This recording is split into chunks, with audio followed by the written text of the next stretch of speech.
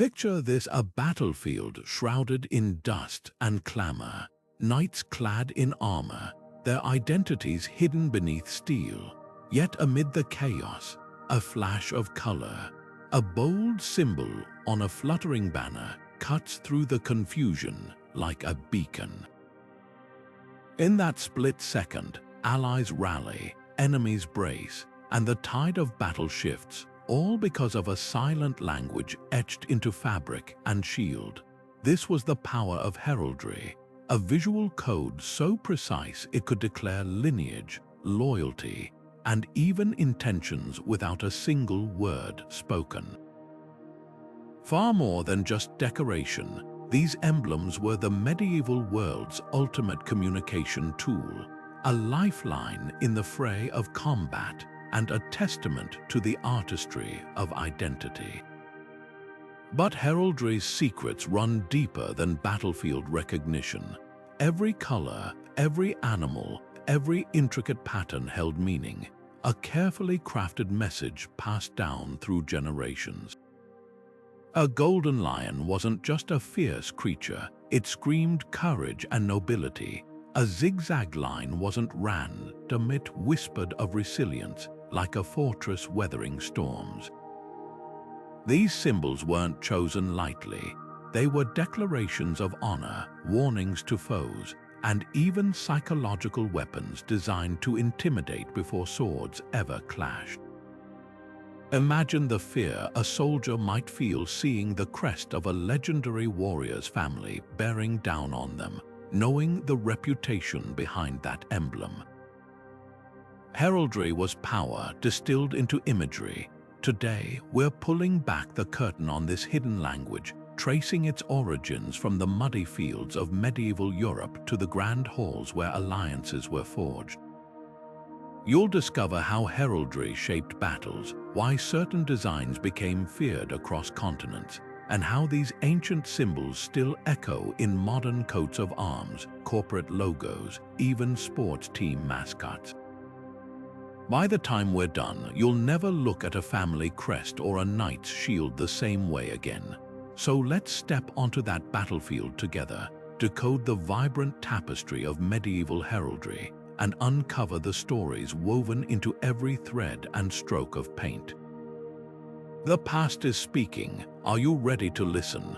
To understand how heraldry became the medieval world's visual language, we need to step back to the early 12th century, a time when knights clad head to toe in chainmail and plate armor became near impossible to recognize in the chaos of battle. Picture two armies colliding, a sea of steel where friend and foe looked identical once helmets were fastened. The solution: bold, colorful designs painted on shields and embroidered onto flowing surcoats worn over armor. These weren't just decorations, they were lifelines. In the heat of combat, a quick glance at a distinctive red and gold chevron or a soaring black eagle could mean the difference between rallying to an ally's side or striking them down by mistake. The earliest heraldic symbols likely emerged not on battlefields, but in the pageantry of tournaments, gladiatorial spectacles where knights jousted for glory and favor. Here, a knight's shield acted like a calling card, announcing his presence to crowds and opponents alike. A nobleman might adopt a roaring bear or a tower to reflect his strength or the fortress his family controlled. Over time, these symbols stuck, evolving into hereditary badges of honor. By the mid-12th century, fathers were passing their emblems down to sons, weaving them into the very fabric of their lineage. But heraldry didn't spread by chance. The church and feudal lords saw its potential as a tool of order in a fractured world. Bishops recorded coats of arms in meticulous rolls of parchment, while kings granted the right to bear certain designs as rewards for loyalty. A stag might signify a family's connection to royal hunting grounds, while a ship could hint at maritime power or trade wealth. These weren't random choices, they were strategic declarations, carefully curated to project power and legacy. By the High Middle Ages, heraldry had transformed into a sophisticated system with strict rules, governed by heralds who could read a knight's shield like a book. What's fascinating is how quickly this system became universal. From the snow-covered castles of Scotland to the sun-baked battlefields of the Crusades, heraldry transcended borders. A French knight's fleur-de-lis or a German lord's double-headed eagle carried immediate meaning, even to those who didn't speak their language. In an age before flags or uniforms, these symbols became the first true international code, a silent language of identity that shaped alliances, truces, and even the outcomes of wars. And it all started with a simple need to tell who was who before the swords began to fall. At the heart of every coat of arms lay the shield, the canvas where a family's story unfolded in vivid detail. Think of it as a medieval billboard where every inch was meticulously planned to communicate something profound. The background, known as the field, wasn't just a blank space. It was divided into sections using geometric patterns called ordinaries. A bold diagonal stripe or bend might signify a knight's readiness to defend, while a horizontal bar or fess could represent steadfastness. These weren't arbitrary choices. They were visual shorthand, a way to broadcast virtues and achievements at a glance. Then came the chargers, the symbols placed atop the field. Animals dominated this space, each chosen for their symbolic weight. A lion, rampant on its hind legs, wasn't just a nod to bravery. It was a declaration of royal ambition. An eagle with outstretched wings whispered of far-reaching power, while a boar hinted at relentless ferocity. Even mythical creatures had their place. A griffin, half eagle and half lion, blended intelligence with courage, perfect for a family known for both diplomacy and battlefield prowess. But it wasn't just beasts. Everyday objects held meaning too. A tower symbolized defense, a key hinted at trust, and a sword that was pure, unapologetic might. Colors or tinctures were anything but decorative. They followed strict rules, each hue carrying its own message. Gold, or in heraldic terms, screamed wealth and generosity, while silver or argent stood for purity and peace. Red or gules was the color of warriors, those who'd spill blood for their cause. Blue, azure, evoked loyalty and truth, often chosen by families with deep ties to the church or crown. Even the way colors interacted mattered. A shield split vertically, one side red, the other gold, wasn't just striking. It told the world this lineage balanced martial skill with noble generosity. But a coat of arms wasn't complete without its supporting cast. Above the shield sat the crest, often an exaggerated version of the main charge. Think a three-dimensional lion roaring from a helmet. This was the flourish that made a knight recognizable in the thick of a tournament crowd. Flowing from the helmet came the mantling, strips of fabric sculpted into wild, leafy shapes. Originally practical shielding armor from the sun's glare, it evolved into a symbol of battlefield experience, its tattered edges hinting at battles survived. And then there was the motto, a ribbon of text that cut to the heart of a family's ethos. Phrases like Semper Fidelis, always faithful, or Virtus Vincit, virtue conquers, weren't just pretty words. They were battle cries, promises etched into history. What's astonishing is how consistent these rules became across Europe. A herald in England could decipher a Hungarian noble's shield as easily as his own, because the language of heraldry was universal. A fleur-de-lis always pointed to French royal connections, just as a black eagle signaled ties to the Holy Roman Empire.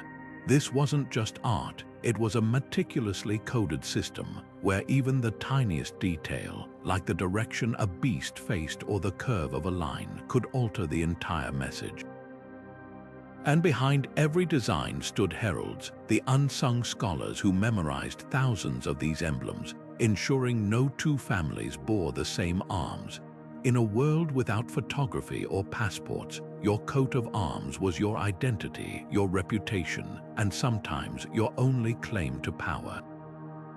To the untrained eye, Blazonry, the formal language of heraldry, might seem like a jumble of archaic words, but for medieval heralds it was a precise code, as vital as a map on the battlefield. Picture a herald squinting at a shield in the distance, then rattling off something like gules, a lion rampant or armed and langed azure.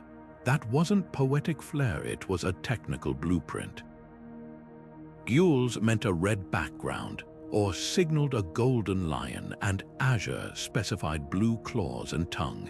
Every comma and adjective mattered, leaving no room for ambiguity. This wasn't just description, it was a legal document in verbal form, ensuring that a knight's identity could be recreated perfectly, whether painted on parchment or carved into stone a continent away. The heralds themselves were the unsung architects of this system. Part diplomats, part archivists, they traveled between castles and courts, memorizing thousands of coats of arms. Their role went beyond mere record-keeping. At tournaments, they announced competitors by reading their shields aloud, turning symbols into stories. In wartime, they mediated disputes over stolen or duplicated designs. A serious offense, since bearing another's arms was akin to identity theft. A herald's verdict could spark feuds or forge alliances, making their knowledge as potent as any sword. Enforcing these rules required near mathematical precision. Take the rule of tincture, heraldry's cardinal law. Metals like gold and silver could never sit on metals, nor colors like red or blue on colors. This wasn't just aesthetic nitpicking. Contrast ensured visibility in battle. A gold eagle on a white field would vanish in sunlight, while crimson on black would blur in twilight. Even the placement of charges followed logic. A saltire X-shaped cross might denote a family's crusading past, while a chief bar across the top often signaled authority. Every element had purpose, every deviation a consequence. Violations weren't taken lightly. When a minor lord once appropriated the 3 crowns of a royal house, heralds swiftly stripped his arms, branding him an impostor. In another case, 2 feuding families nearly went to war over a duplicated stag motif, until heralds decreed one must add a silver arrow to distinguish it. Such interventions kept the system honest, transforming heraldry from vanity into verified identity. Yet for all its rigidity, Blazonry had a playful side. Some descriptions read like riddles: a bear proper juggling 3 apples argent, or a dolphin imbowed wearing a crown. These weren't whimsy, they captured quirks of lineage, like an ancestor's famed love of falconry or a naval victory.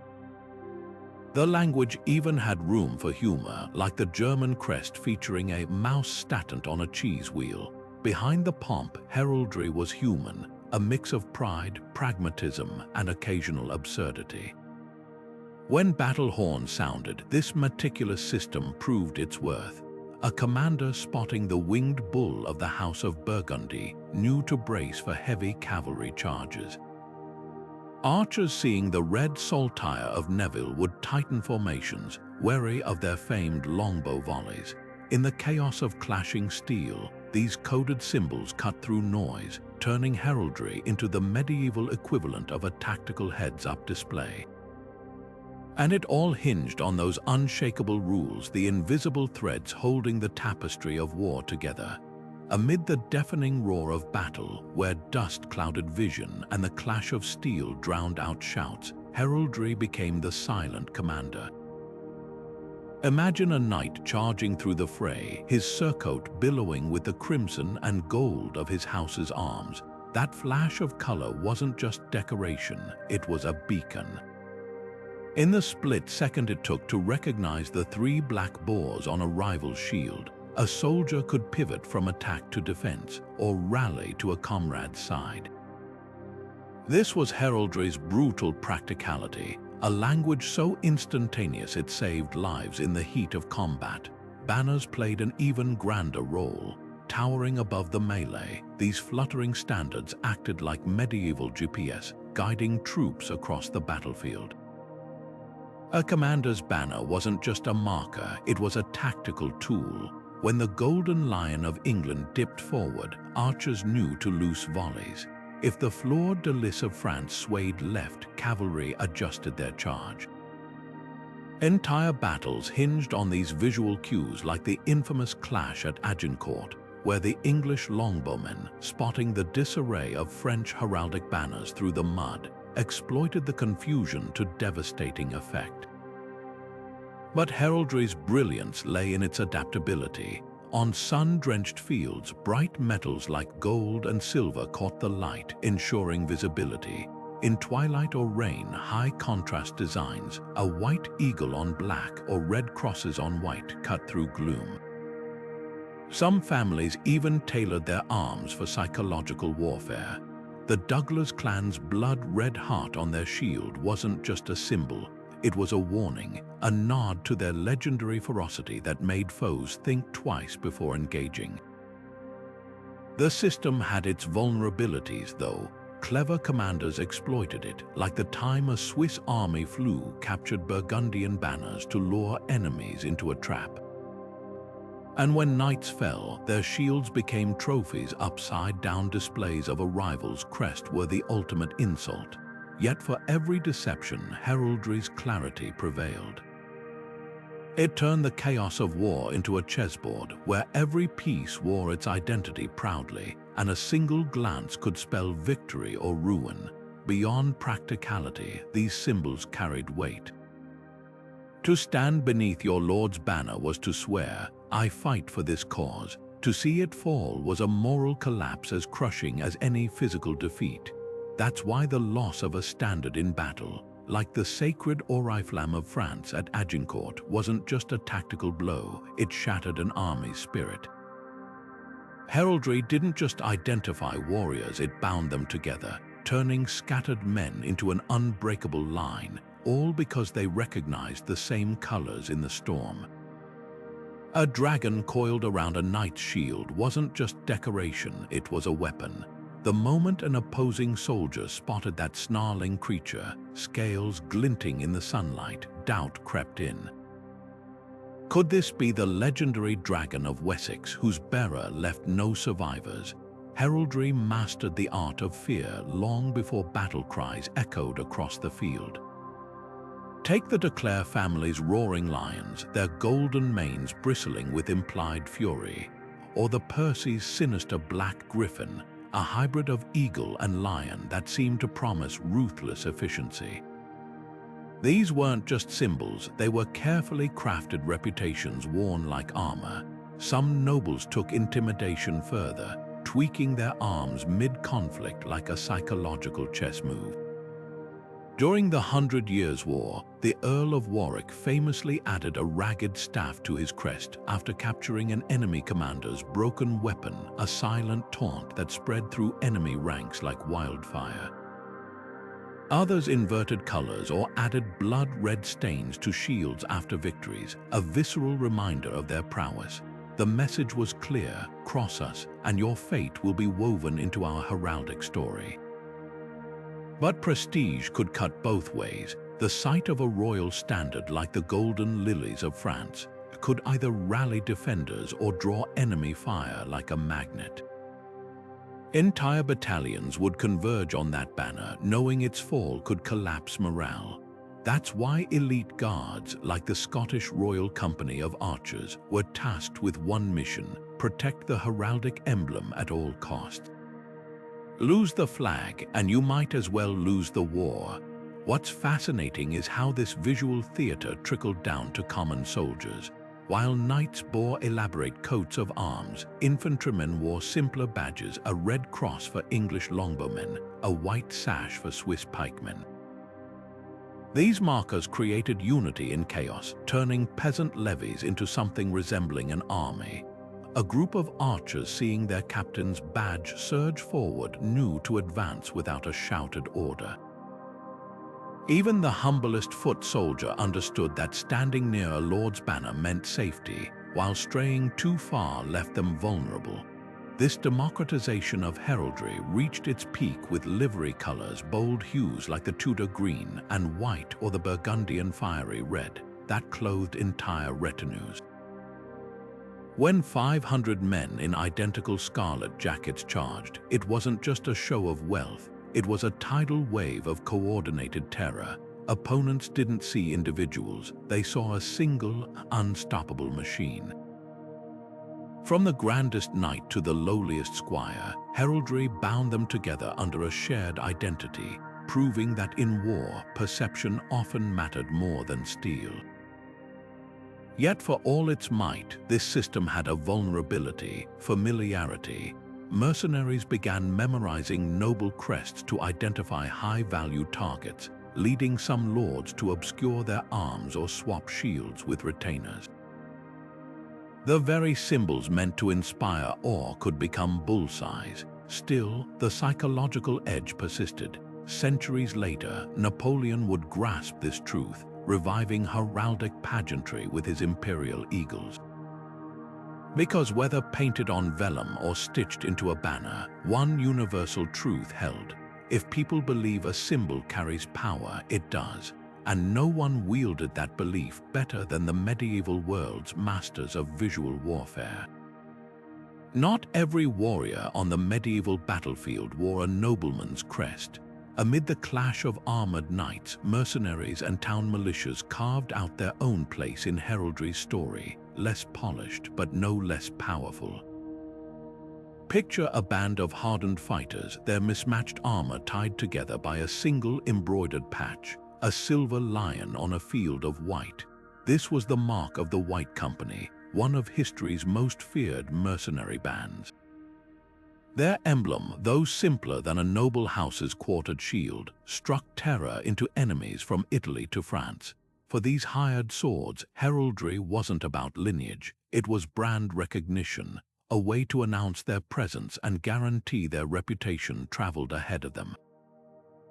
Towns embraced this visual language with equal fervor. As bustling trade centers grew wealthy enough to field their own militias, they needed symbols to rally around. A black bear for Bern, a red cross for London, these civic emblems pulsed with local pride. Guilds took it further, weaving tools of their trade into badges. Bakers displayed golden sheaves of wheat, blacksmiths hammered out iron tongs on their banners. These weren't just identifiers, they were declarations of collective identity, proof that heraldry's power stretched far beyond castle walls. The irony. While nobles obsessed over lineage and regulation, mercenaries and militias bent the rules with creative flair. A Swiss pikeman might stitch his canton's emblem onto a sleeve, while a Genos crossbowman wore his company's red and white stripes like a uniform centuries before uniforms existed. Some mercenary captains even borrowed noble crests, tweaking a color or adding a subtle detail to avoid outright theft. The heralds might grumble, but on the battlefield, effectiveness trumped etiquette. Siege warfare turned heraldry into a psychological chess game. When a town's gates shuddered under bombardment, defenders would hoist their civic banners higher, their guild emblems defiant against the smoke. Attackers answered with their own grim theater, raising a captured banner upside down to taunt those inside, or flying false colors to lure defenders into a fatal misstep. At the Siege of Orleans, Joan of Arc's white standard became a beacon for French morale, its purity contrasting with the grime of war. Meanwhile, mercenary companies besieging castles knew their reputations could be as potent as their siege engines. The sight of the Black Band's raven banner fluttering near the walls might convince a garrison to negotiate rather than face their notorious brutality. This was heraldry stripped to its essence, not pomp but survival. A militiaman's crude badge and a noble's gilded crest shared the same purpose: to turn chaos into order, strangers into brothers in arms. And when the dust settled after battle, those symbols told the story. A torn guild banner mended with care, a mercenary's faded patch kept as a trophy, proof that in war, identity was the one shield no weapon could fully pierce. The towering stone walls of a besieged castle weren't just physical barriers, they were canvases screaming with heraldic defiance. Picture a fortress gate emblazoned with a lord's golden griffin, its claws outstretched as if daring attackers to approach. Every arrow slit, every turret flew banners in the family colors, transforming cold stone into a living proclamation. This land is ours and we will not yield. In siege warfare, where psychological stamina often outlasted supplies, these symbols became weapons as sharp as any trebuchet's payload. When an enemy army appeared on the horizon, the first act of resistance wasn't always a volley of arrows. It was the deliberate raising of the Lord's standard atop the highest tower. This wasn't mere decoration, it was a calculated signal. A banner snapping in the wind told besiegers the defenders had no intention of negotiating.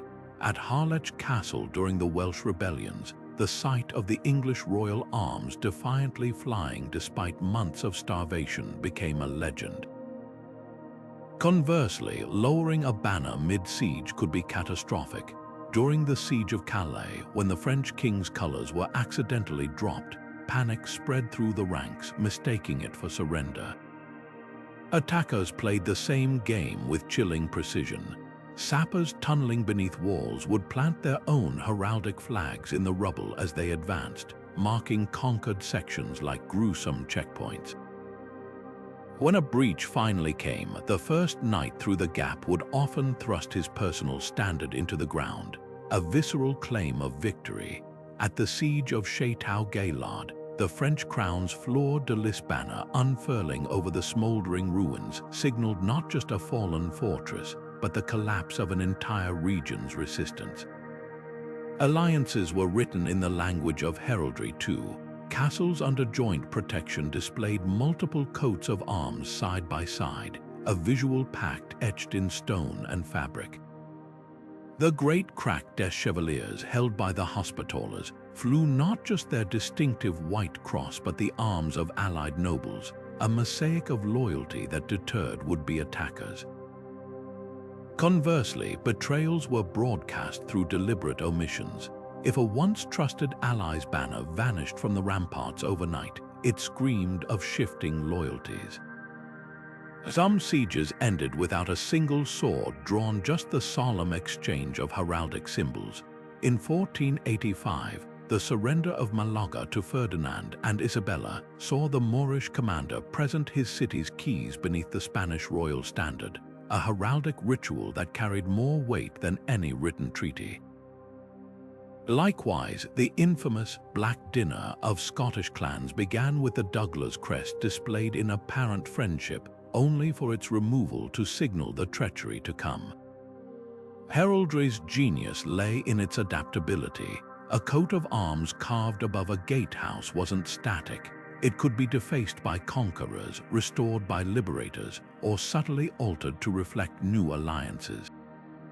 Every scratch in the stone told a story. When Richard the Lionheart's 3 lions were chiseled beside the Lusignan Viper Towers during the Third Crusade, it wasn't just art, it was geopolitics in visual form. Even in ruin, these symbols endured. The shattered remnants of a banner recovered from fallen Constantinople centuries later still pulsed with the double-headed eagle of Byzantium, a ghost of lost glory. Beyond intimidation, heraldry offered strange moments of chivalry amid the brutality. It wasn't uncommon for besieging armies to grant safe passage to heralds, neutral parties who could negotiate under the protection of their tabard's sacred insignia. These men moved freely between lines, their emblems serving as white flags centuries before the concept formalized. In an age of scarce literacy, The universal language of crests and colors kept war from descending into total chaos, proving that even in darkness, symbols could light the way. In the smoky aftermath of battle, when the cries of the wounded faded into an eerie silence, one figure moved methodically through the carnage, a herald, his tabard emblazoned with the arms of his office, untouched by blood or blade. His task was as grim as it was sacred, to identify the fallen by their shields and surcoats, turning anonymous corpses back into named nobles, fathers, sons. With meticulous care, he'd note the quartered lion of de Bohun or the azure chevrons of Clare, dictating to scribes who recorded each death like archivists of mortality. This wasn't just clerical work, it was how medieval Europe accounted for loss, ensuring lineages weren't severed without trace, that inheritances could pass correctly. In an age without dog tags or databases, heralds were the living memory of the battlefield, but their roles stretched far beyond tallying the dead. Picture a tournament field, bright with pennants and the gleam of armor. Before each joust, a herald would step forward, his voice cutting through the crowd's roar as he proclaimed a knight's ancestry, and deeds not just as introduction, but as legal verification.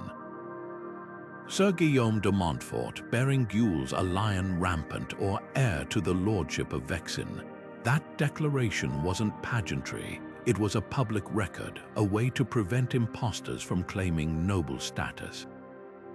Heralds kept elaborate rolls of arms, illuminated manuscripts where every crest was catalogued like a fingerprint. When two knights arrived at a tournament with suspiciously similar shields, it was the heralds who settled the dispute, their verdicts carrying the weight of law. Their neutrality made them unique figures in wartime. While soldiers fought, heralds moved between enemy camps under flags of truce, their tabards serving as diplomatic immunity. They negotiated prisoner exchanges, delivered surrender terms, even arranged temporary ceasefires to retrieve the dead. At Agincourt, it was English heralds who confirmed the French king's fallen nephew among the slain, his identity verified by the intricate dolphins on his surcoat. These men weren't just messengers, they were trusted intermediaries in an era when a letter could be forged, but a herald's word was inviolate. The most senior heralds, like the famous Garter King of Arms in England, wielded influence that rivaled diplomats. They orchestrated coronations, royal marriages, and state funerals, ensuring every heraldic detail from the draping of banners to the order of processions communicated the right message. When Henry V entered conquered Rouen, it was his heralds who arranged the display of English and French arms side by side, a visual proclamation of dual kingship meant to pacify the populace. Yet for all their prestige, heralds faced peril. A misidentified coat of arms could spark feuds. A misdelivered message might prolong a war. Their archives were targets during the Wars of the Roses. The sacking of the College of Arms in London wasn't just vandalism. It was an attempt to erase the very system that gave nobility its structure. But the heralds adapted. They memorized thousands of arms, developed ciphers for sensitive communications, even created coded languages to describe new crests in the field. What's remarkable is how their legacy endures. Modern heraldic authorities still trace their lineage to these medieval experts, and the meticulous records they kept now serve as priceless genealogical resources. From the mud of battlefields to the glitter of royal courts, heralds were the silent weavers of history's tapestry, turning symbols into stories that outlasted kingdoms. Their work reminds us that behind every coat of arms was a human story, and someone whose job was to ensure it wouldn't be forgotten. Tournament fields transformed into dazzling theaters of identity, where heraldry wasn't just displayed, it was performed. Imagine the scene. A knight's charger draped in flowing trapper cloth emblazoned with his family's arms, his shield polished to a mirror shine, the crest atop his helmet catching sunlight as he thundered toward his opponent. This wasn't just a joust, it was a multimedia spectacle where every visual element conspired to burn a knight's legacy into the collective memory.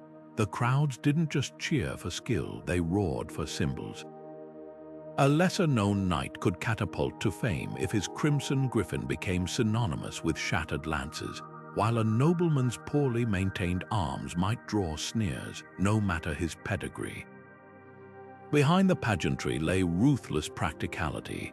Tournaments were medieval combat labs where heraldry functioned as both badge and battle drill. Knights trained to recognize allies' crests at a gallop, their brains wiring split-second reactions to specific colors and shapes.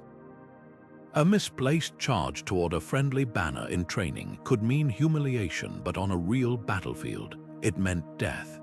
That's why heralds scrutinized every participant's arms like referees inspecting uniforms, ensuring no two knights bore designs that might cause mid-tilt confusion.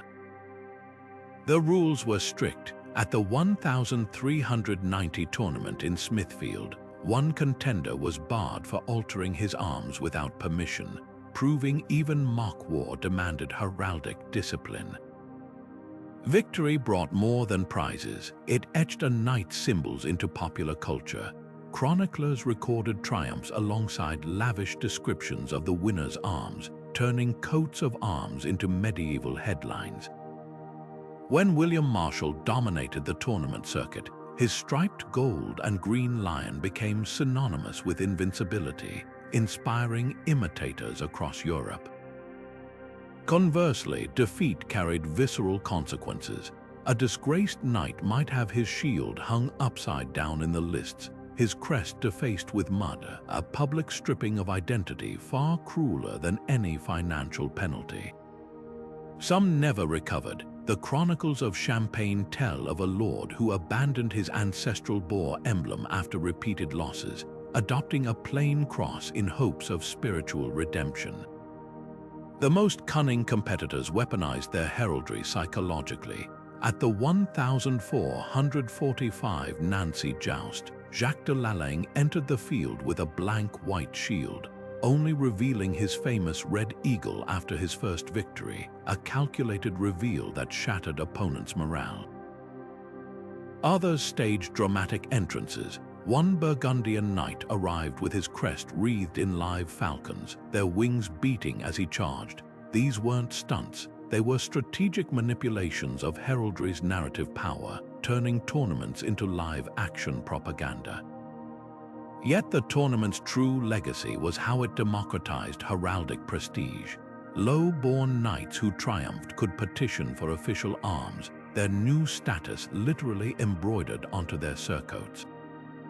The church even hosted peace tournaments, where urban militias displayed civic heraldry alongside noble crests, a rare moment when a merchant's woolpack emblem might overshadow a baron's lion. For all its aristocratic roots, heraldry in tournaments revealed a startling truth. In the right light with enough skill, even the humblest symbol could become legendary. What began as martial training evolved into a cultural phenomenon. Long after plate armor rusted, the heraldic dramaturgy of tournaments lived on, in Shakespeare's jousting scenes, in Renaissance frescoes of idealized knights, even in modern sports team logos that owe more to medieval crests than their designers might realize. Because beneath the gilt and glory, tournaments proved something timeless. Symbols don't just represent power, they create it. And no one understood that better than a knight riding onto the sand, his colors bright against the dust, knowing that today might be the day his crest becomes history. The golden cross blazing on a knight's shield wasn't just decoration, it was a declaration of divine mission. When crusaders marched toward Jerusalem, their heraldry transformed into a canvas of sacred storytelling. The Red Cross of the Templars, the Black and White Order of Teutonic Knights, even the humble scallop shell adopted by pilgrims to Compostela, these weren't mere identifiers. They were wearable prayers, signaling to allies and enemies alike that this warrior fought under God's banner. The Church understood the power of symbols better than anyone, and soon, even bishops and abbots who'd never held a sword bore coats of arms dense with spiritual meaning, blending celestial authority with earthly power. Ecclesiastical heraldry developed its own visual grammar. Where knights might boast lions or swords, a bishop's shield featured the mitre and crozier tools of spiritual office rendered in vivid color. The Vatican's heraldic tradition became especially intricate, with papal tiaras and crossed keys symbolizing the gates of heaven. Monasteries, too, embraced this language. The Abbey of Cluny's Arms showed two golden keys crossed over a book, a silent testament to their role as keepers of sacred knowledge. These designs weren't vanity. They were legal signatures used to seal documents and mark property in an age when few could read written words. Crusaders returning from the Holy Land brought back more than relics. They absorbed Near Eastern motifs into their heraldry. The Lusignan kings of Cyprus adopted the Jerusalem cross, its four smaller crosses representing the spread of the Gospels. Others incorporated crescent moons captured from Saracen banners, not as trophies but as symbols of triumph over paganism. Even colors took on theological weight: white for purity, red for martyrdom's fire, blue echoing the Virgin's mantle. A knight bearing azure charges with silver stars might be proclaiming devotion to Mary without uttering a word. The sacred and secular intertwined in unexpected ways. When Richard the Lionheart added 3 golden lions to his arms after the Third Crusade, their positioning rampant, claws outstretched mirrored traditional depictions of Christ's resurrection lions in bestiaries. Noble families claiming descent from biblical figures worked their lineage into crests. The House of Savoy's famous white cross on red supposedly traced back to Constantine's vision at Milvian Bridge. This wasn't just ancestor worship, it was political theater, wrapping feudal authority in divine sanction. But religious heraldry had a pragmatic edge. During the Albigensian Crusade, the papal legate's banner bearing the keys of St. Peter served a grim dual purpose, rallying Catholic troops while marking Cathar heretics for extermination. Similarly, the red cross sewn onto English surcoats at Agincourt doubled as a morale booster and a promise: kill under this sign, and your sins would be cleansed. The boundaries between faith, warfare, and identity blurred completely when Teutonic knights carved their black cross into the very landscape of Prussia, building castles where every stone proclaimed their holy mission. What's fascinating is how these symbols transcended borders. A Cistercian monk from Burgundy could instantly recognize the arms of a fellow abbey in Hungary by its distinctive heraldic badge, perhaps a lamb holding a banner or a chalice emitting rays of light. This visual lingua franca bound Christendom together long before the printing press standardized religious imagery. Even excommunication found heraldic expression. Stripped of his arms, a condemned noble became visually anonymous, his social death mirrored by the blank space where his crest once hung. Yet for all its solemnity, sacred heraldry had moments of wit. The Bishop of Exeter's arms featured not just the expected crozier, but 2 tiny gold otters, a playful nod to his diocese's riverside location. Franciscan monasteries sometimes worked their founders' love of nature into designs, with birds or flowers nestled beside crosses. These touches humanized a system steeped in grandeur, reminding us that even in an age of fervent faith, heraldry remained deeply, delightfully human.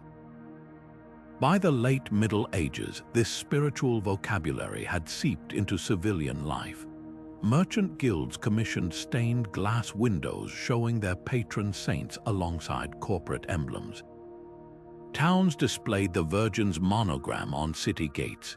In an era where the sacred and profane were inseparable, heraldry became the thread weaving them together. proof that a symbol could be both a weapon and a prayer, a claim of power and a whisper of devotion, all stitched onto a single piece of cloth fluttering in the wind. When a noblewoman married in medieval Europe, her family's arms didn't vanish. They often became part of a powerful visual alliance. Take the breathtaking example of Elena of Aquitaine, whose golden lions on a crimson field weren't just personal emblems, they roared with political significance. As heir to one of Europe's wealthiest duchies, Elena didn't surrender her symbols when she became Queen of England. Instead, her lions stood shoulder to shoulder with Henry II's Plantagenet leopards, creating a combined shield that declared their union was no mere marriage, it was a merger of dynasties. This practice, called marshalling, transformed heraldry into a living family tree, where quartered shields told stories of inheritance and ambition at a glance.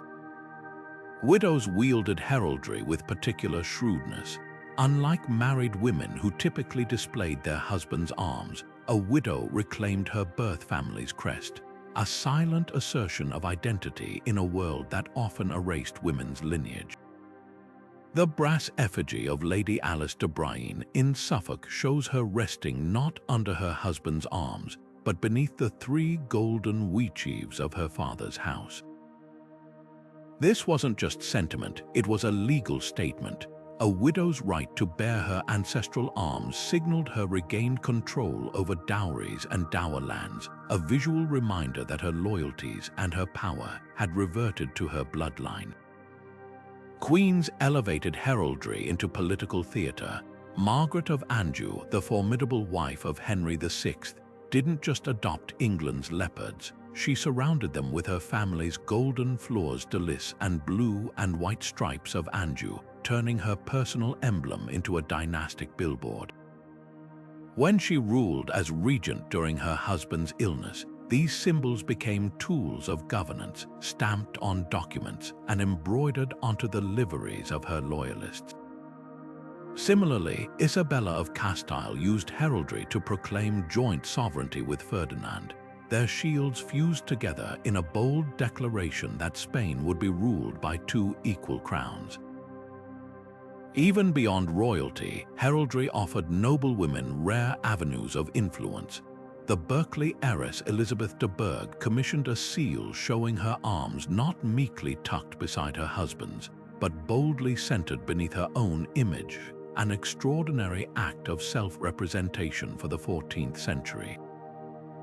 In Scotland, the Countess of Mar presided over tournaments under her personal standard, a red eagle on gold that flew as proudly as any earl's banner. These exceptions crack open a window onto a subtler truth. While heraldry was undeniably patriarchal, its rules had enough flexibility for women to carve out spaces of recognition. The most fascinating cases come from unexpected corners. In 15th century Germany, the knightly daughter Elizabeth von Nassau-Saarbrücken inherited not just her father's arms but his entire heraldic authority, personally granting new coats of arms to loyal retainers, a privilege almost unheard of for women. Meanwhile, Italian city-states occasionally permitted women to bear arms in their own right if they held political office, like the Dogaress of Venice, whose crowned lion mirrored her husband's but bore distinctive feminine touches. These stories dismantle the myth that heraldry was an exclusively male domain. From the heiresses who carried ancient symbols into new dynasties to the widows who reclaimed them as badges of autonomy, women didn't just inhabit this visual language, they reshaped it. Every time a queen's arms stood equal to a king's, or a noblewoman's seal bore her birth family's crest, heraldry became more than a system of identification. It became a canvas where the often unseen power of medieval women blazed forth in color and gold for all to witness. The rolling decks of medieval warships were no place for delicate heraldic tapestries here. Flags did the talking. When a fleet appeared on the horizon, the first clue to its allegiance wasn't the shape of its sails, but the bold colors snapping atop its masts. A royal admiral's flagship might fly the sovereign's arms on a billowing ensign, while lesser vessels bore simpler pennants marked with stripes or crosses. These weren't just decorations, they were floating command centers. The moment a commander's flag dipped or shifted, entire squadrons adjusted formation, proving heraldry could choreograph battles just as precisely on water as on land. Pirates turned naval heraldry into psychological warfare. Unlike noble fleets bound by rules of Blazonry, corsairs and privateers embraced chaos. The infamous red flag of Bartholomew Roberts, a skeletal figure clutching an hourglass, wasn't just ominous, it was a timed threat. Fly it, and merchants knew they had minutes to surrender before the killing began. Other raiders hoisted false colors, luring prey close with friendly heraldry before revealing their true black or crimson banners. The Jolly Roger's grinning skull may be the most recognizable today, but medieval sea wolves used everything from severed hand motifs to demonic imagery to paralyze victims with dread before boarding. Coastal fortresses' extended heraldries reach far beyond the waves. A castle flying the azure and gold arms of the Genos Republic told approaching galleys they'd find safe harbor and trade. But those same towers might switch to blood-red pennants when enemies neared, signaling archers to man the battlements. Some lords even used heraldry as nautical GPS, the concentric circles of the Doria family's crest, painted on cliffs near Portovna, guided ships through treacherous reefs like a medieval lighthouse. Naval heraldry's brilliance lay in its adaptability. Saltwater and sun faded fabrics, so shipboard symbols favored bold, simple designs. The Red Cross of the Templar fleet, the striped ensigns of Venetian merchant convoys, the dragon-proud longships of Scandinavia flying raven banners said to flap as if alive when wind filled them. Weather dictated innovation. 2 storm-proof seals stamped on sails replaced embroidered shields during squalls, while captured enemy flags were often sewn into cloaks as wearable trophies. The sea also birthed unique traditions. After victories, admirals might commission armorial sea charts, decorating maps with miniature coats of arms marking where enemy ships sank. Prize vessels were sometimes renamed and given hybrid crests, one half retaining original arms, the other bearing the captor's insignia, a floating testament to conquest. Even naval tactics borrowed heraldic logic. At the Battle of Sluys, English ships flying quartered French-English flags confused the enemy long enough to close in for boarding. Yet for all its fluidity, maritime heraldry held one constant: the captain's banner was sacred. Strike it, and a ship was considered taken, no matter how fiercely the crew fought on. When the Castilian Admiral Alonso Enriquez lost his standard to Moroccan pirates in 1415, he spent a fortune recovering it, not for the cloth, but because its absence rendered his victories legally void. Such was the power of symbols at sea. More than identifiers, they were the soul of the ship, as vital as sails or rudder in steering the course of history. By the 15th century, the clatter of full-plate armor signaled more than just technological advancement. It marked the beginning of heraldry's slow retreat from the battlefield. Imagine a knight clad head to toe in gleaming steel, his face hidden behind a visor sculpted into an impassive grimace. Where once a brightly painted shield or embroidered surcoat announced his identity, now only the narrowest slit revealed his eyes. This wasn't just a fashion shift, it was a crisis for heraldry's original purpose. In the dense melee of battles like Agincourt or Toten, soldiers could no longer rely on quick visual identification when every combatant resembled an anonymous metal statue. The very system designed to prevent friendly fire now struggled to function beneath layers of articulated plating. Gunpowder delivered the next blow. As cannons roared across Renaissance battlefields and handheld firearms grew more common, warfare's scale and speed changed irrevocably. The age of knights recognizing each other's crests across the fray faded into history. Why worry about heraldic identification when artillery could obliterate ranks before opponents even glimpsed one another's banners?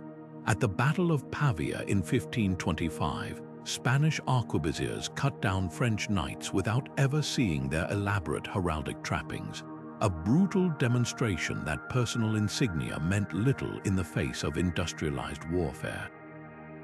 Yet heraldry refused to vanish. Like a river diverted, it simply found new channels. Tournaments became its last martial stronghold, where jousting armor featured exaggerated mantling and boldly sculpted crests precisely because battlefield utility no longer mattered. The Dukes of Burgundy turned these events into theatrical spectacles, their armor etched with intricate heraldic scenes better suited to parades than combat.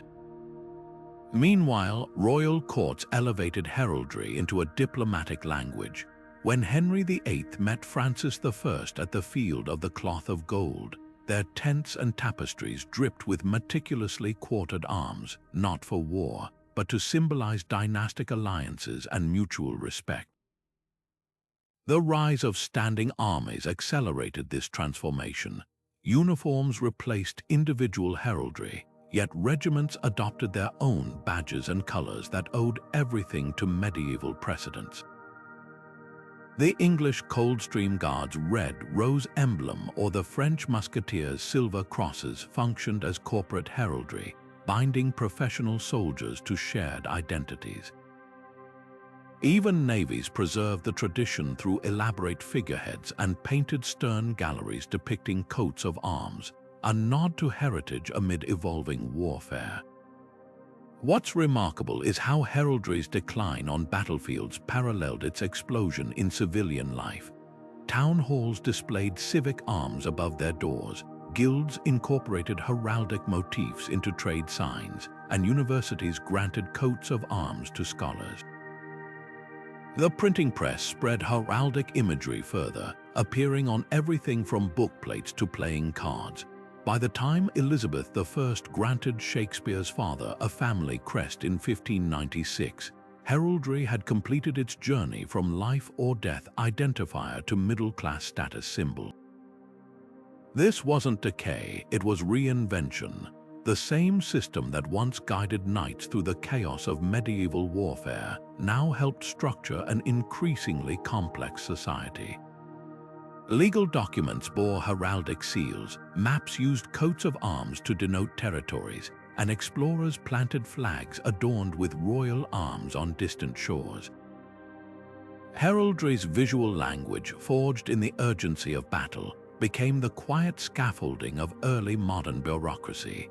The swords that birthed it rusted away, but the symbols lived on, proving that even the most practical of traditions could evolve into something far more enduring. Look around today and you'll find the ghosts of medieval heraldry everywhere, just not where you'd expect. That golden arch above a certain fast food chain. It's a modern-day crest as recognizable as any knight's shield. The roaring lion on a luxury car's hood, a direct descendant of the badges that once adorned tournament banners. Even the uniforms of soccer teams, with their bold stripes and animal mascots, owe a debt to the visual language forged on medieval battlefields. Heraldry didn't fade into history. It simply traded chainmail for suits and shields for smartphones, proving that the human need for symbolic identity transcends centuries. National flags are perhaps the most obvious heirs to heraldry's legacy. The red and white cross of England's St. George, the fleur-de-lis woven into Quebec's provincial flag, even the intricate coat of arms at the heart of Mexico's tricolor banner. These designs all trace their DNA back to the age of knights and castles. Cities, too, cling to this visual shorthand. When you walk through London and spot the dragon and cross emblem of the City of London Corporation, you're seeing a design unchanged since the 13th century, a living fossil of civic pride. Military units still march under heraldic-inspired insignia, the Screaming Eagle of the U.S. Army's 101st Airborne Division would feel right at home on a crusader's surcoat. Corporate boardrooms have become the new great halls where symbols wield power. Tech giants and fashion houses alike spend millions crafting logos that function like digital coats of arms. Think of Apple's bitten fruit or Nike's swoosh, minimalist yet laden with meaning. Universities continue granting ceremonial arms to distinguished scholars, their Latin mottos and animal motifs echoing medieval traditions. Even space exploration carries heraldry forward. NASA mission patches, with their zodiac beasts and constellation patterns, are essentially futuristic versions of a knight's personal standard, declaring, "We were here to the cosmos." What's fascinating is how heraldry's rules still influence design today. Graphic designers unconsciously follow the rule of tincture when pairing colors for maximum visibility. Brand strategists obsess over symbolic animals, eagles for strength, owls for wisdom, just as medieval heralds did. And when a family researches their genealogy, the discovery of an ancestral crest often feels like unearthing a piece of forgotten identity, a tangible link to stories larger than themselves. This isn't nostalgia, it's proof that heraldry solved a problem fundamental to human communication. In an age drowning in images, we still crave symbols that cut through noise, that tell us who to trust, what to value, where we belong. The knights may be gone, but their visual language lives on, not in museums, but in the way we still reach for icons to say, without words, "This is who I am." The next time you glance at a logo or a flag, remember, you're reading a code that once decided the fate of kingdoms, now quietly shaping the world in ways its creators could never have imagined. Even the most carefully crafted coat of arms could become a liability when pride outshone practicality. Take the infamous case of the 1385 Battle of El Jubarota, where the nearly identical red and gold chevrons of the Portuguese House of Avis and the Castilian House of Trastamara led to catastrophic confusion. Knights swinging swords suddenly found themselves attacking allies in the dust-choked chaos, all because their hastily painted banners blurred together at a distance. This wasn't just a tactical blunder, it sparked a heraldic reckoning. Within months, Portuguese heralds scrambled to redesign noble arms, adding bold diagonal stripes and distinctive beasts to prevent future tragedies. The lesson was clear. In war, visual distinction could mean the difference between victory and slaughter. Then there were the symbols that unintentionally insulted powerful allies. The Earl of Arundel learned this the hard way when he proudly displayed a white eagle with wings provocatively spread where it mirrored the Polish royal crest too closely. When a delegation of Polish knights visiting England mistook it for mockery, tensions flared until King Edward III personally intervened, ordering the Earl to modify the design by adding a blue crown. Such diplomatic near-disasters forced heralds to become amateur geopoliticians, memorizing foreign arms to avoid unintentional slights. Mottos proved equally perilous when reality failed to match bravado. The Baron de Montfort's bold declaration, Tauja's Odysseia, always bold, became the talk of taverns after he famously tripped over his own cloak during a tournament charge, sending his lance skittering into the crowd. Worse still was the case of Sir Reginald de Cobham, whose shield proclaimed Invictus unconquered right up until his humiliating capture by a band of Scottish raiders. These gaffes turned battle cries into punchlines, proving that heraldry's power hinged on the credibility of its bearer. Some missteps crossed into outright scandal.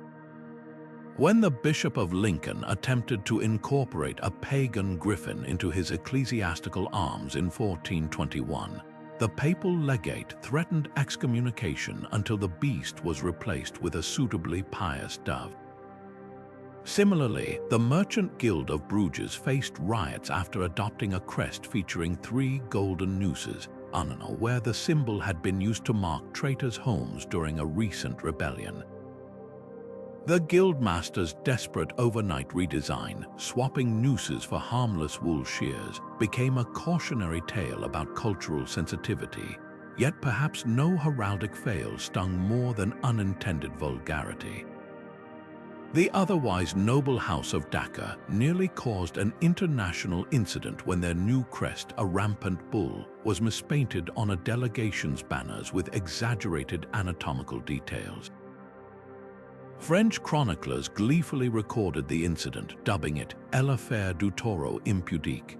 The embarrassed family quietly altered the design, opting for a less controversial stag. These blunders reveal heraldry's unspoken truth. For all its rules and grandeur, it remained deeply human.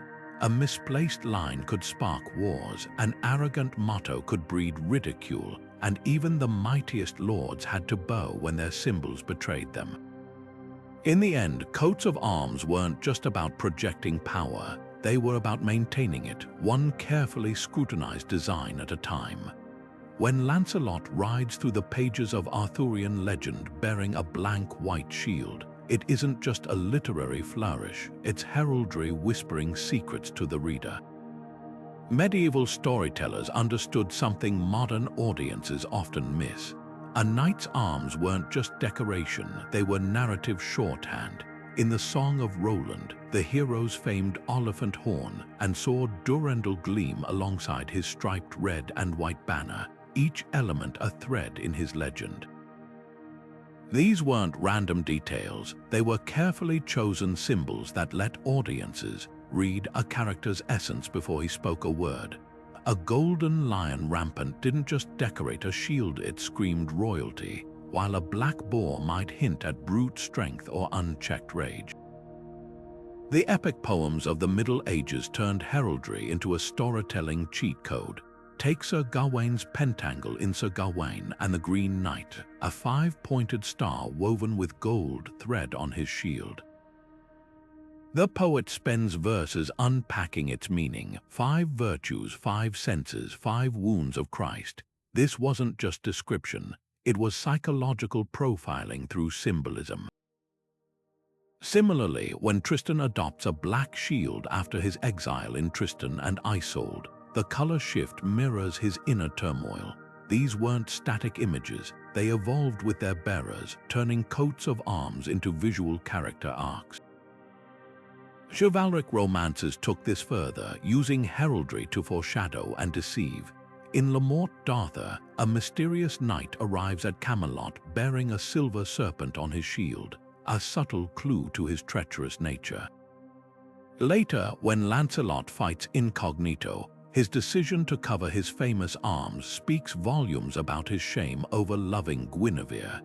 Even magical heraldry had rules. The Fisher King's glowing crimson arms in Grail legends weren't just fantastical, they signaled his sacred role, much like a bishop's mitre in ecclesiastical heraldry. But literature didn't just reflect real heraldic practices, it exaggerated them until history blurred into myth. The Nine Worthies, a popular medieval trope, depicted legendary warriors like Hector and Alexander the Great anachronistically clad in contemporary heraldry, as if their greatness demanded modern trappings. The Chanson de Guillaume describes Saracen kings bearing elaborate coats of arms they would never have used historically, because for European audiences, heraldry had become the universal language of heroism. These stories also preserved heraldry's darker edges. When the traitor Gainlon in the Song of Roland is torn apart by horses, the poet lingers on how his once proud arms are trampled into the mud, a visual metaphor for obliterated honor.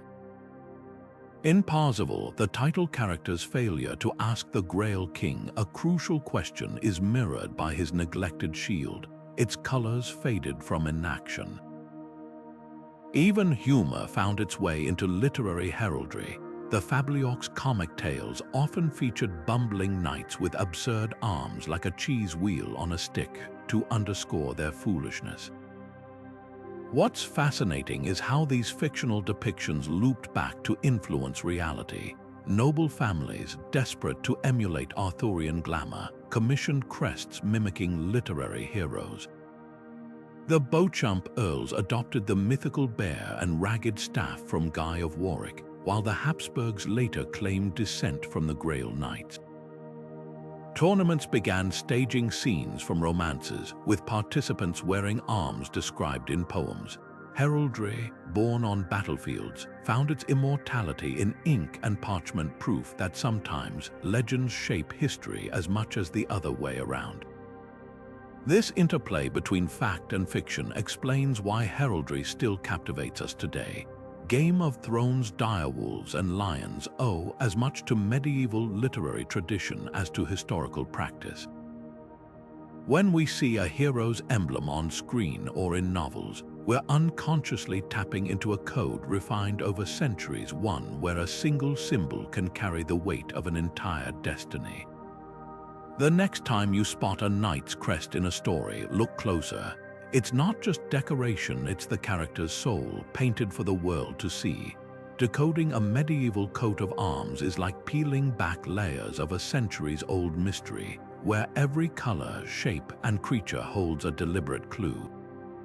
Take the iconic arms of the De Vere family, Earls of Oxford, a blue field with 5 golden crosses. At first glance, it's just striking geometry, but heraldic language reveals more. The azure background speaks of loyalty, while the crosses nod to crusading ancestors. Even their arrangement matters. The symmetrical pattern, called a cross-crosslet fitched, suggests both faith and military readiness. This wasn't random artistry, it was a family's resume etched in pigment and parchment. The process begins with tinctures. Heraldry's foundational palette. Gold or ore wasn't chosen just for its richness, it declared generosity and elevation of mind. Silver, argent whispered of purity and peace, but colors carried equal weight. Red, gules often marked warriors, those willing to spill blood for their cause, while blue, azure, signaled truth and steadfastness. Even the rare sable or black held dual meaning, grief for some families, determination for others. A shield split vertically between red and gold, like the arms of the Percy family, wasn't just eye-catching, it balanced martial courage with noble magnanimity. Chargers, the symbols atop the field, are where personality bursts forth. Animals dominate, each pose telegraphing intent. A lion rampant, reared on hind legs, roars with aggression, while a passant lion walking with one paw raised suggests vigilance. The Talbot hound, featured in many English arms, symbolized unwavering loyalty, perfect for families built on service. Even mythical beasts had coded meanings. A griffin blended an eagle's vision with a lion's courage, ideal for dynasties valuing both intellect and might. Plants told stories too. The humble wheat sheaf in the arms of the Grosvenors hinted at agricultural wealth, while the Tudor rose famously wove together warring houses in a single blossom. Layouts, how elements interact, add another layer. A diagonal stripe or bend might signify a family's role as military defenders, while a chevron often pointed to architectural achievements like bridge building. The Naval family's bold red saltire and X-shaped cross wasn't just striking, it evoked crusading valor. More subtle details could carry private jokes or hidden wounds. A broken chain in the arms of the Scottish Douglas clan commemorated an ancestor's dramatic prison escape, while the Stafford knot, 3 looping ropes, allegedly memorialized a rescued comrade. Modern heraldists don't just admire these designs, they interrogate them. When the arms of the de Clifford family show a dragon biting its own tail, scholars debate, is it an Ouroboros symbolizing cyclical power or a jab at Welsh rivals? The 3 black birds on the Courtenay crest might reference a legendary hunting feat, or a darker tale of betrayal. Even difference marks, small symbols added to distinguish branches of a family, can reveal fractures. A crescent might denote a second son, but if it appears slashed with a line, was there a feud? This detective work extends beyond nobility. A merchant's arms featuring a ship and barrel didn't just advertise his trade. The inclusion of a royal lion above them might hint at hard-won patronage. Ecclesiastical heraldry hides theological puzzles. A bishop's mitre superimposed on a sword could mean spiritual authority enforced, while abbey arms with crossed keys and a book scream, keeper of sacred knowledge. The thrill lies in the gaps. When the Hastings family's arms suddenly add a scallop shell in the 14th century, was it a pilgrimage vow, a maritime victory, or a sly dig at a shellfish-allergic rival? Sometimes the truth is lost, but the speculation fueled by faded manuscripts and ledger entries keeps history alive. What remains undeniable is that these weren't just pretty pictures. They were survival tools, legal signatures, and psychological weapons, a visual language so potent, we're still deciphering its whispers 8 centuries later. The golden lions of English heraldry and the fleur-de-lis of France might dominate popular imagination, but venture beyond Europe, and you'll find equally sophisticated visual languages whispering similar stories of lineage and might. Take Japan's deceptively simple circular emblems that adorned everything from samurai armor to merchant shop curtains. Where a European knight's shield boasted quartered lions and eagles, a daimyo's banner might display a minimalist chrysanthemum or stylized Polonia blossom. These weren't mere decorations. Like their European counterparts, they declared allegiance and status at a glance. The Tokugawa shogunate's triple hollyhock leaf became so iconic that during the Edo period, commoners caught using it faced severe punishment, proof that symbols carried just as much legal weight in Kyoto as they did in London. Islamic civilizations took a different path, weaving identity through the artistry of calligraphy rather than figurative symbols. The tughra, the elaborate Ottoman sultan's signature, functioned like a royal crest stamped on coins and decrees. Its swirling Arabic letters, often proclaiming eternal victory, combined practical authentication with divine invocation. Meanwhile, Mamluk amirs in Cairo adorned their shields with blazon-like designs featuring goblets or polo sticks, not just as personal badges but as bureaucratic markers in a vast military state. Unlike European heraldry's strict inheritance rules, these emblems could be awarded or revoked by the Sultan, turning them into visual resumes of service. Across the Atlantic, the Aztecs crafted their own heraldic language through vibrant glyphs and featherwork. When Moctezuma's ambassadors met Cortés, they didn't need translators to recognize the Spanish commander's supposed nobility. His banner's red cross echoed their own tradition of Cuauhtémoc, warrior standards bearing animal motifs like eagles and jaguars. These weren't arbitrary choices. An Aztec Cuauhpili Eagle Knight literally wore his rank's feathered insignia, much like a European baron's embroidered mantle. Even city-states used glyphs as territorial markers. The prickly pear cactus on Tenochtitlan's emblem wasn't just botanical, it anchored their origin myth to the landscape. What unites these systems isn't their imagery but their purpose. Whether a Japanese mon delicately stenciled on silk or the bold geometric adinkra symbols of West Africa stamped onto royal Kent cloth, these visual dialects all solved the same human problems: who leads us? Who can we trust? Where do we belong? The Maori Moko facial tattoos, unique to each warrior, functioned like living heraldry, unforgeable and deeply personal. China's dragon robes and bureaucratic rank badges achieved through color and thread what Europe did with enamel and vellum, yet key differences emerge. European heraldry's obsession with inheritance and marital alliances created rigid systems policed by heralds, while Islamic blazons often reflected a meritocratic military order. Japanese mon freely blended nature and abstraction, unconstrained by Europe's rule of tincture. Aztec glyphs intertwined with sacred calendars, making them as much about cosmic order as earthly power. These contrasts reveal heraldry not as a European invention, but as a global phenomenon, one that proves humanity's need to declare, "This is who I am," transcends continents, cultures, and even centuries. Perhaps the most telling parallel lies in how these systems collapsed under similar pressures. Just as European heraldry faded from battlefields with the rise of gunpowder, Japan's mon lost legal status after the Meiji Restoration, and Ottoman tugras vanished with the Sultanate.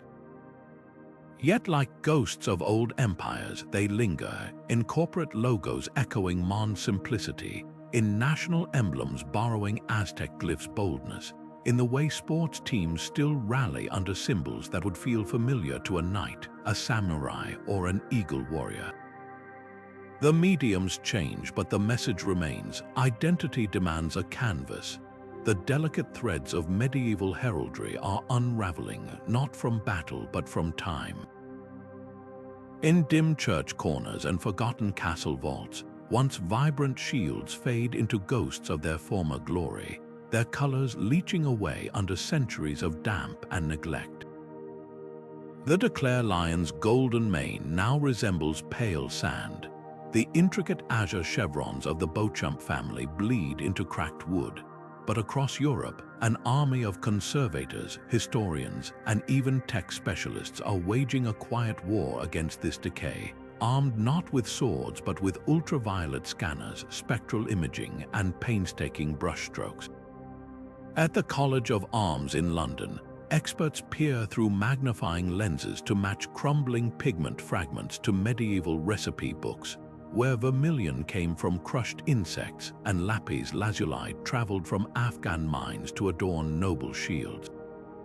Every restored fleck of paint is a victory against oblivion. The challenge isn't just physical preservation, it's decoding a vanishing language.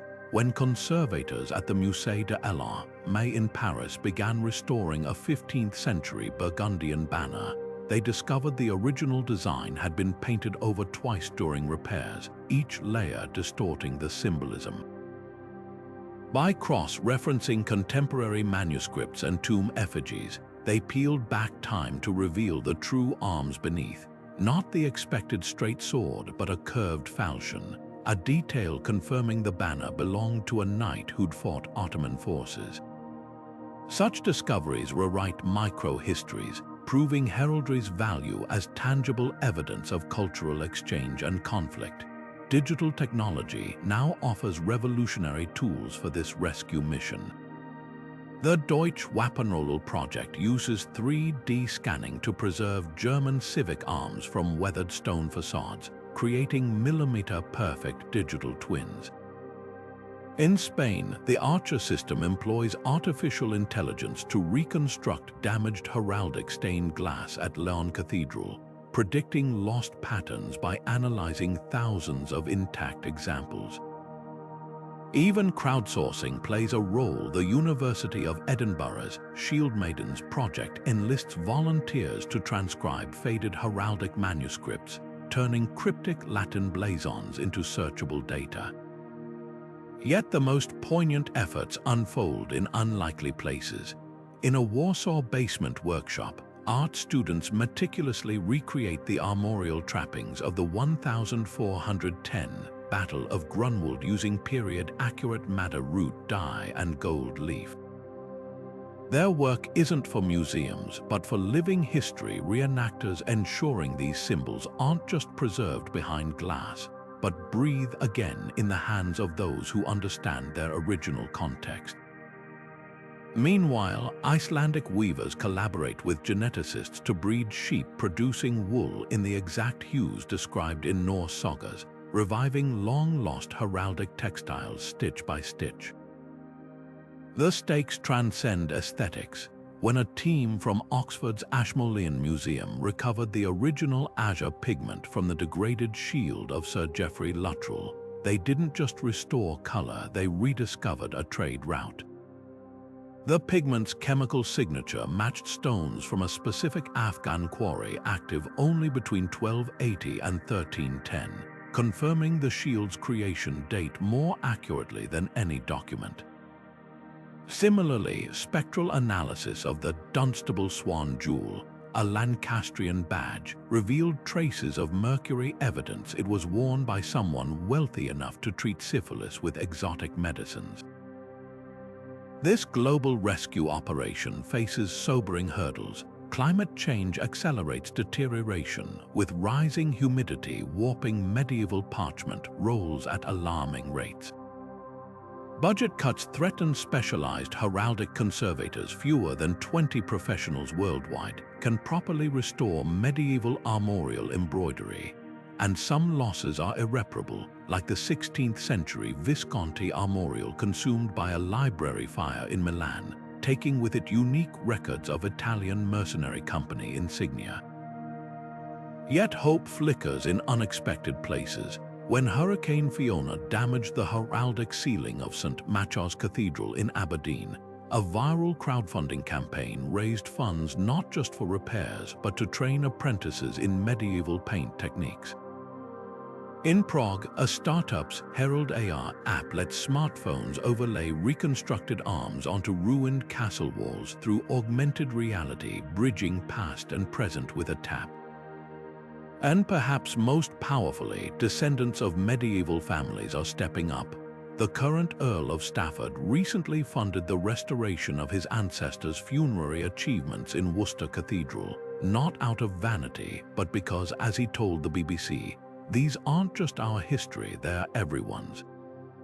What emerges is a profound truth. Saving heraldry isn't about clinging to the past, but safeguarding a visual language that still speaks.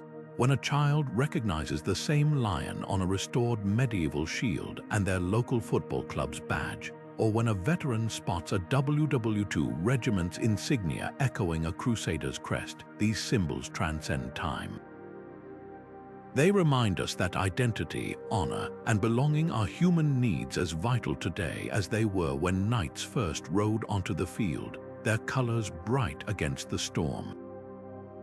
Beneath the gilded surface of medieval heraldry lurked a shadowy underworld of deception and desperation where forged pedigrees and counterfeit crests could make or break dynasties. Consider the shocking case of the 1440 Scrope v. Grosvenor trial, where two powerful English families spent 7 years battling over the right to bear an identical blue and gold striped shield. The dispute exploded into a national scandal when investigators discovered the Grosvenors had likely appropriated the design from a minor knight's tomb brass, then bribed local heralds to backdate their claim. This wasn't just about aesthetics. The Grosvenors stood to lose lands, titles, and their very standing at court if proven fraudulent. The temptation to fake noble credentials proved irresistible for upwardly mobile families. In Renaissance Florence, the merchant Gianfigliazzi clan commissioned ancient genealogies tracing their lineage to Charlemagne, complete with a conveniently discovered family crest featuring imperial eagles.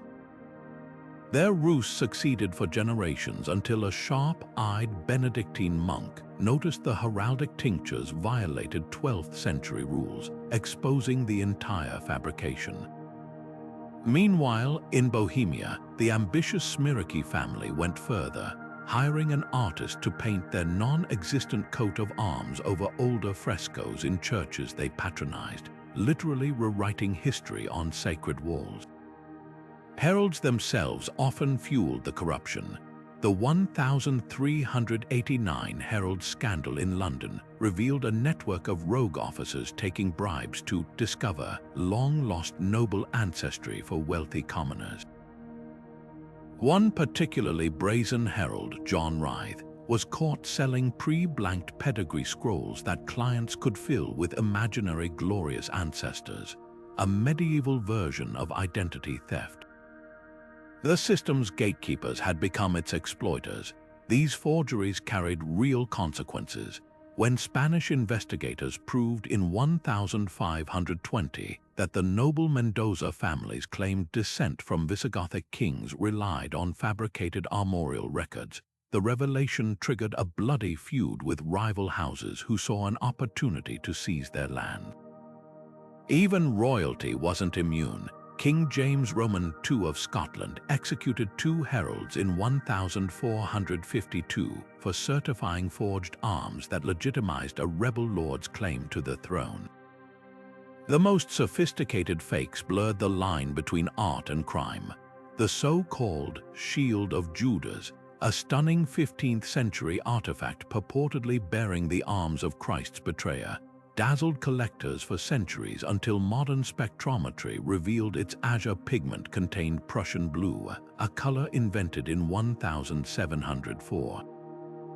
Another masterpiece, the Armorial of Charlemagne, housed in Vienna, was exposed as a Renaissance forgery when scholars noticed its French royal lilies were arranged in patterns unknown before the 13th century.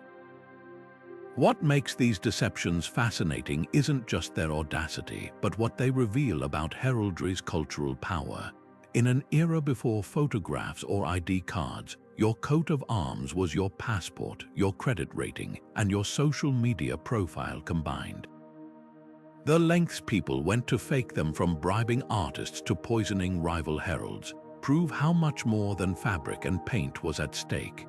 These weren't just lies about lineage. They were attempts to rewrite destiny itself, one golden lion at a time. The medieval language of heraldry is far from a relic. It's experiencing a vibrant renaissance, reimagined by contemporary artists who blend ancient symbolism with cutting-edge design. Take the sleek new coat of arms for the University of Oslo, where traditional Nordic runes intertwine with DNA helixes, or the bold Civic emblem of Denver, Colorado, a jagged mountain peak rendered in minimalist geometric shapes that would make a 14th-century herald do a double take. These aren't nostalgic throwbacks, they're proof that heraldry's core function, distilling identity into visual shorthand, still resonates in our logo-saturated world. Graphic designers are mining heraldic principles without even realizing it, instinctively applying the rule of tincture for contrast or using animal motifs to telegraph corporate values, much like knights once proclaimed lineage through golden lions. Digital platforms have become heraldry's new tournament grounds. Instagram filters now let users overlay medieval crests on selfies, while video games like The Witcher 3 and Assassin's Creed feature painstakingly accurate armorial designs that teach millions about historical symbolism. Twitch streamers commission personalized digital heraldry, animated emblems with floating crowns and pixelated beasts, proving the appeal of customizable identity badges didn't vanish with chainmail. Even cryptocurrency projects adopt heraldic flair. The Dogecoin community's Playful Shiba Inu crest, complete with laser-eyed wolves as supporters, shows how internet culture remixes tradition with meme-fueled creativity. Historians are pushing boundaries too. The Global Heraldry Project at Oxford uses AI to reconstruct lost or damaged coats of arms from manuscript fragments, sometimes revealing unexpected connections, like a Hungarian noble family's arms sharing DNA with a Nigerian tribal emblem, hinting at forgotten medieval trade routes. Meanwhile, street artists from Barcelona to Tokyo incorporate heraldic motifs into murals, transforming castle lions into symbols of urban resilience. In South Africa, the KHWATTUSAN Heritage Center worked with descendants of indigenous clans to create the first officially recognized Khoisan coats of arms, blending traditional animal track symbolism with shield shapes inspired by rock art. This revival isn't just about aesthetics, it's solving modern problems. When Icelandic communities needed earthquake-resistant architecture, they turned to heraldry for inspiration, using the interlocking patterns of medieval shields to inform new building designs. The U.S. Space Force's insignia, criticized for resembling Star Trek cosplay, could have benefited from heraldic discipline, contrasted with the European Space Agency's elegant armorial-inspired logo, where a planetary orbit doubles as a coronet. Even disaster response teams are adopting the practice after Hurricane Maria. Puerto Rican activists designed a community crest featuring a phoenix rising from storm waves, which became a rallying symbol for recovery efforts. The most exciting work lies at the intersection of tradition and subversion. Queer heraldry collectives redesign historical arms with rainbow tinctures, reclaiming a system once used to enforce rigid hierarchies. African diasporic artists create Afrofuturist heraldry, imagining what coats of arms might have looked like if pre-colonial kingdoms had adopted the tradition, like a Benin Empire crest with golden leopards and blockchain motifs. These reinterpretations aren't erasing history, they're expanding it, proving that the true test of any symbolic language isn't its purity, but its capacity to evolve. What emerges is a thrilling paradox. Heraldry, born from feudalism's strict hierarchies, has become a democratized art form. You don't need a royal warrant to claim symbols anymore, just creativity and conviction. Whether it's a neighborhood association voting on a shared emblem or a small business owner embedding family history into a logo, the medieval impulse to declare, "This is who we are," remains as vital as ever. The shields may be digital now, the dragons rendered in 3D, but the human need to belong, to stand out, to leave a mark that says we were here, that's timeless. And it's why 800 years after the first knight raised a painted shield into battle, we're still finding new ways to make those symbols speak. Imagine crafting your very own coat of arms, no royal bloodline or medieval ancestry required. Today, digital platforms have flung open the gates of heraldry, transforming what was once an exclusive privilege of nobility into a playground for creative self-expression. Websites like Draw Shield and Armoria don't just offer templates, they're interactive classrooms where anyone can experiment with heraldic rules while designing a personal emblem. Drag and drop tools let you pair a golden griffin with azure stripes, add a crest topped with a futuristic drone instead of a traditional helm, or even inscribe a motto in Klingon if you're feeling playful. The irony is delicious. Medieval heralds spent centuries policing strict design codes, and now algorithms do the heavy lifting, flagging if you've accidentally violated the rule of tincture with clashing colors. But this isn't just about fun and games. Serious genealogists are using these tools to reconstruct lost family arms or design new ones for lineages never documented in heraldic rolls. Platforms like My Blazon guide users through meaningful choices. Should your shield feature an oak tree for endurance or a compass for adventure?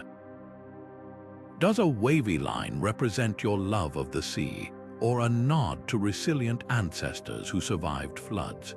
The process becomes a crash course in symbolic storytelling, connecting modern users to the same questions medieval knights grappled with: how to distill identity into imagery. Educational initiatives are harnessing this momentum.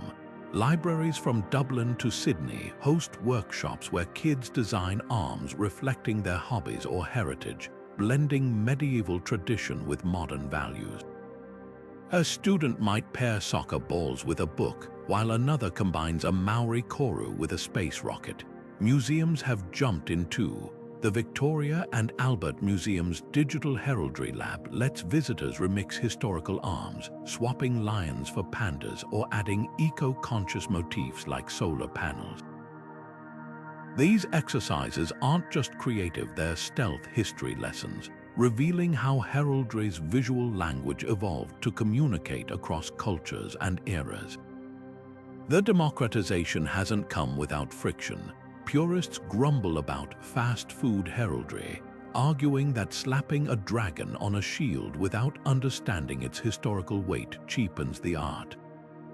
Yet the counterargument is compelling. When a teenager in Nairobi designs a coat of arms for her coding club, or a Ukrainian refugee family creates an emblem blending their hometown's sunflower fields with their new country's colors, they're not disrespecting tradition, they're reinvigorating it. Heraldry's survival has always depended on adaptation, from tournament fields to Twitter avatars. Corporate branding has taken notes. Startups and nonprofits increasingly commission heraldic-style logos, recognizing that shields and crests convey trust and legacy, even if the company was founded last Tuesday. The language of heraldry translates surprisingly well to digital spaces. Twitch streamers adopt personal crests for their channels, while gaming clans design faction emblems with the same strategic symbolism medieval houses used. The visual grammar of lions for courage and towers for resilience proves timeless, whether etched on vellum or rendered in pixels. Perhaps the most poignant twist is how these tools bridge past and future. A Vietnam vet crafts an armorial badge, merging his military unit's insignia with his granddaughter's autism awareness ribbon. A climate activist designs a protest banner using heraldic charges, a melting glacier, a defiant sunflower, to echo the urgency of medieval battle standards. The medium has changed, but the mission remains: to declare who you are, what you value, and where you stand. In a world drowning in generic emojis and disposable graphics, the weight of a personalized coat of arms crafted with thought and rooted in centuries of meaning offers something rare, a symbol that feels truly yours.